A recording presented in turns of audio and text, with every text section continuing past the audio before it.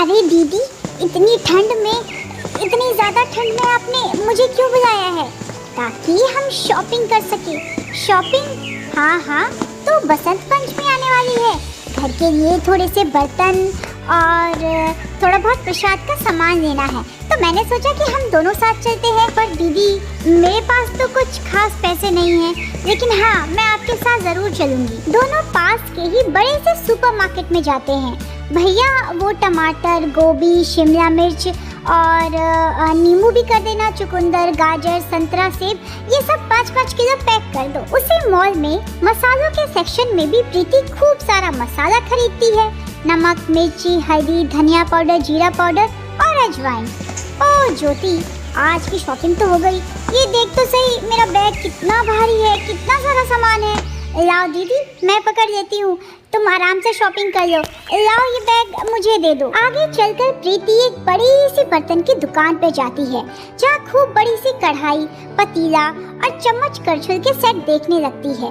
अरे वाह, ये कटोरियाँ तो बड़ी ही अच्छी है, प्रसाद बांटने के काम आएगी। भैया ऐसा करो, 12 कटोरी, 4 पतीले, 5 कढ़ाई और थोड़े से चम्मच और करछुल के सेट भी पैक कर देना। अरे ज्योति, तू कुछ नहीं खरीदेगी? नहीं दीदी, थोड़े बहुत बर्तन है और आपको तो पता ही है घर की स्थिति, मुझे अभी कुछ नहीं खरीदना है। चल ठीक है, जैसा तू कहे। बड़ी सी बर्तन की दुकान में भी प्रीति खूब सारा क्वालिटी और महंगे वाले बर्तन खरीदती है।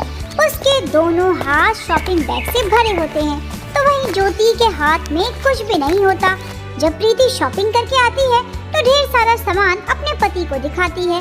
दूसरी तरफ ज्योति खाली हाथ ही अपने घर लौट जाती है। दरअसल प्रीति और ज्योति दो चचेरी बहनें थी, लेकिन दोनों की किस्मत बिल्कुल अलग थी। जहाँ प्रीति के पास बहुत बड़ा घर, शान और शौकत, खूब सारा रुपया, पैसा, धन दौलत और गहने होते हैं। दरअसल उसके पति का कपड़ों का खूब ही बड़ा सा कारखाना होता है, कई सारी फैक्ट्रीज होती है। वहीं बेचारी ज्योति का पति बस ऑटो ड्राइवर होता है, आसपास में किराए पर ऑटो लेकर चलाता है। ज्योति को भी घर खर्च के लिए बड़ी बड़ी कोठरियों में काम करना पड़ता है, कहीं खाना बनाना तो कहीं शाम के वक्त कपड़े धोना। और तो और ज्योति आसपास के 2-4 घरों में कपड़े धोने का भी काम करती है। वहीं चचेरी बहन प्रीति के पास किसी भी चीज की कमी नहीं होती, उसके एक इशारे पर खूब सारी चीजें हाजिर हो जाती है। ज्योति का भगवान में बहुत विश्वास होता है, वो माँ सरस्वती, दुर्गा और लक्ष्मी को बहुत मानती है। इन तीनों रूप प्रतिमा की पूजा वह अपने पति के साथ मिलकर हर रोज करती है। हे माँ सरस्वती, अपनी कृपा आशीर्वाद हमेशा बनाए रखना। हर रोज की तरह पति सूरज निकल जाता है ऑटो रिक्शा चलाने के लिए।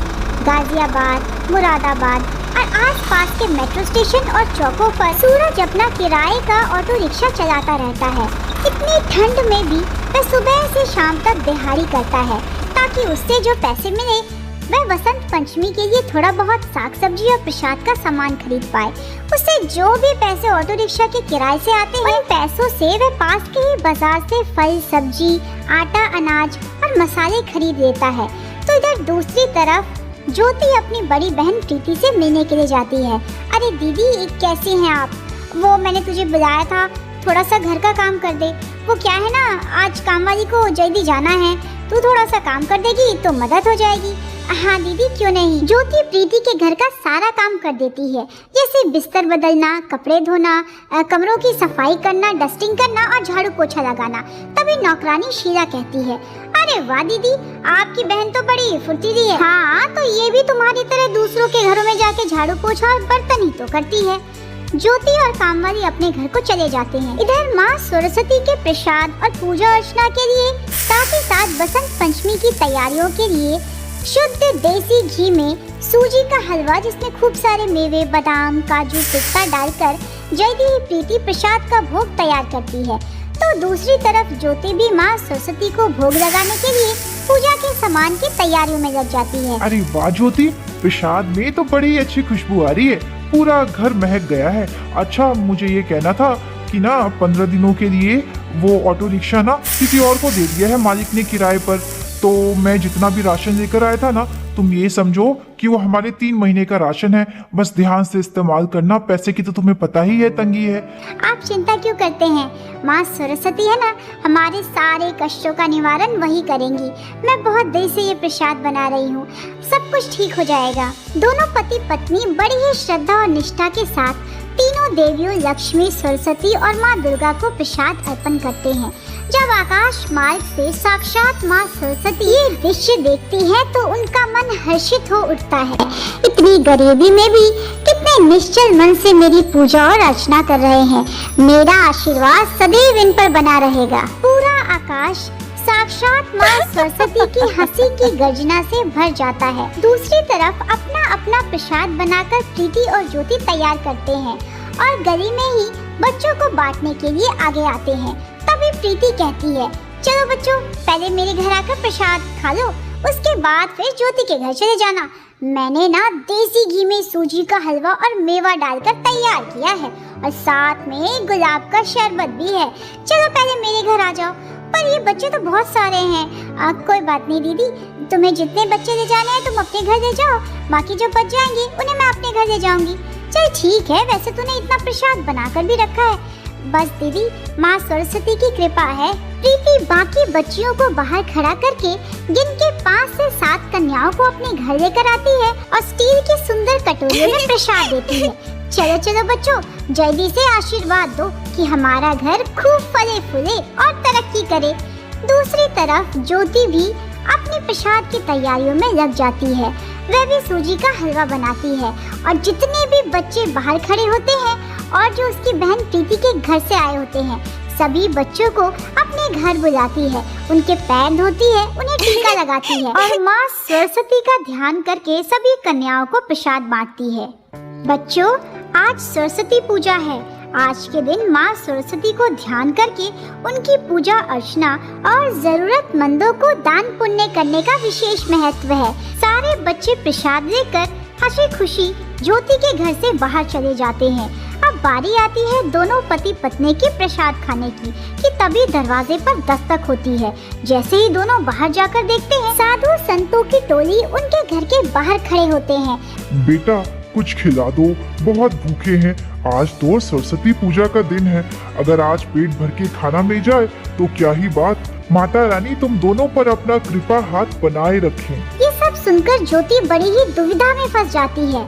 तभी उसकी नजर रसोई घर में उसके पति द्वारा लाए गए राशन के सामान पर पड़ती है। तब बिना देर किए वे सारी साग सब्जी और मसालों को बड़ी सी कढ़ाई में सब्जी, पूरी और हलवा बनाकर तैयार करती है।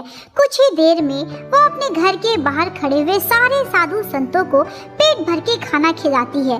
सारे ही साधु और संतों की टोली भर भर के दोनों पति पत्नी को आशीर्वाद देते हैं और वहाँ से चले जाते हैं। पति पत्नी घर के अंदर आते हैं। अरे ज्योति, ये सारा प्रसाद तुमने कैसे बनाया? हमारे पास तो इतना पैसा ही नहीं था। मुझे माफ करना, मुझसे एक गलती हो गई। वो क्या है ना, घर के बाहर साधु संत खड़े थे, मैं उन्हें वापस कैसे भेज सकती थी। तो जो आप 3 महीने का राशन लेकर आए थे, वो सारे पैकेट मैंने फाड़ के और सब मसाले इस्तेमाल करके ना पूरी सब्जी और हलवा बना दिया। कोई बात नहीं, तो इतना घबरा क्यों रही हो? तुमने बहुत अच्छा किया। कभी भी द्वार से साधु संत ऐसे खाली हाथ या भूखे पेट नहीं लौटने चाहिए। मुझे गर्व है। और तुम चिंता क्यों करती हो? कुछ ही दिनों की बात है, मुझे फिर से ऑटो रिक्शा मिल जाएगा। उसके बाद ज्योति एक स्टील के डब्बे में थोड़ा सा प्रसाद लेकर अपनी बहन प्रीति के घर भी जाती है। अरे प्रसाद बच भी गया। मैंने सुना है कि तेरे घर के बाहर वो साधु संतों की भी टोली आई थी, ऊपर से तूने सारे बच्चों को भी बिठाकर प्रसाद खिलाया, फिर कैसे बच गया? बस वो क्या है ना, ये जितना भी राशन लेकर आए थे मैंने सारा इस्तेमाल कर दिया। अरे तू बेवकूफ है क्या? तूने इतने सारे महीनों का राशन एक दिन में ही इस्तेमाल कर दिया। दीदी, सरस्वती पूजा है, बसंत पंचमी का दिन है, मैं अपने घर के दरवाजे से किसी को ऐसे कैसे भेज सकती थी? अरे वाह, क्यों नहीं भेज सकती थी? चादर के हिसाब से ही पैर फैलाना चाहिए। कोई बात नहीं दीदी, अब मैं चलती हूँ। ऐसा कहकर ज्योति अपने घर वापस आ जाती है। माँ सरस्वती के आगे दिया जलाकर प्रसाद रख के दोनों हाथ जोड़ के उनकी पूजा अर्चना करती है। ये सब देखकर तो माँ सरस्वती भी बहुत ही प्रसन्न होती है। देखो तो सही, दोनों पति पत्नी कितने निश्चल हैं, कितने कितनी भक्ति भावना है इनमें।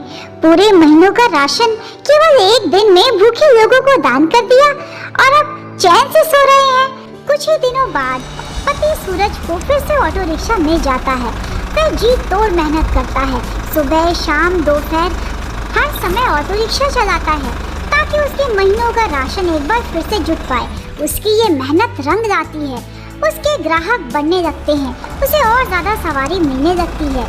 लगभग लोगों का विश्वास उसके ऊपर बन जाता है। जल्द ही वो उन पैसों से एक अपनी खुद की ऑटो रिक्शा खरीदता है और 2-4 लोगों को अलग अलग ऑटो रिक्शा चलाने के लिए किराए पर भी देता है, जिससे सूरज को खूब सारा पैसा मिलता है। दोनों के घर की आर्थिक स्थिति सुधरने लगती है। एक दिन चमत्कार तब होता है जब एक बहुत बड़े स्कूल का प्रिंसिपल उसे अपनी लगभग 10 स्कूल बसों का ऑर्डर देता है। ये जानकर दोनों पति पत्नी की खुशी का ठिकाना नहीं होता। जल्द ही सूरज अपनी सूझबूझ से लगभग 2 ऑटो रिक्शा को बेचकर एक बड़ा सा बस खरीदता है, जिसमें स्कूल के बच्चे। दूसरी तरफ कुछ ही महीनों में वह फिर से 4 बसें और खरीदता है, जिसमें बाकी के टूर एंड ट्रेवल्स का काम करता है। उसका धंधा जोरों शोरों से बढ़ने लगता है। जल्द ही वह शहर में खूब बड़ा सा मकान खरीदता है। दोनों के पास खाने पीने की कोई कमी नहीं होती। उसका धंधा इतना बरकत करता है कि आसपास गली मोहल्ले के लोग, कोई शादी हो या बर्थडे पार्टी या बारात में जाना हो या कोई और टूर ट्रेवल्स का काम, सभी उसी से करवाते। दोनों पति पत्नी इतने धनी होने के बाद भी देवी माँ की पूजा पूरे सच्चे मन से किया करते और अपने घर में उनकी प्रतिमा को भी स्थापित किया था। बस, कार, ऑटो रिक्शा, इन सभी कामों से सूरज और उसकी पत्नी को बहुत तरक्की मिली। इतनी सारी तरक्की पाने के बावजूद दोनों अपने जमीन से जुड़े रहे। वे हर साल बसंत पंचमी पर माँ सरस्वती की बड़े ही धूमधाम से पूजा कराते, खूब सारा प्रसाद बंटवाते, हलवा पूरी सब्जी गरीब, बेसहारा और बुजुर्ग लोगों में बांटते। ऐसा मालूम पड़ता था वे लोग जितना दान पुण्य कर रहे थे, माँ सरस्वती की कृपा से उनके अन्न के भंडार संपत्ति बढ़ते ही जा रहे थे और इस तरह दोनों खुशी खुशी अपने आलीशान घर में जीवन बिताने लगे। आपको ये कहानी कैसी लगी कमेंट बॉक्स में लिखना ना भूले। इसी तरह की मजेदार, रोमांचक, भावनात्मक कहानी के लिए चैनल के साथ जुड़े रहे। लाइक, सब्सक्राइब और शेयर करें।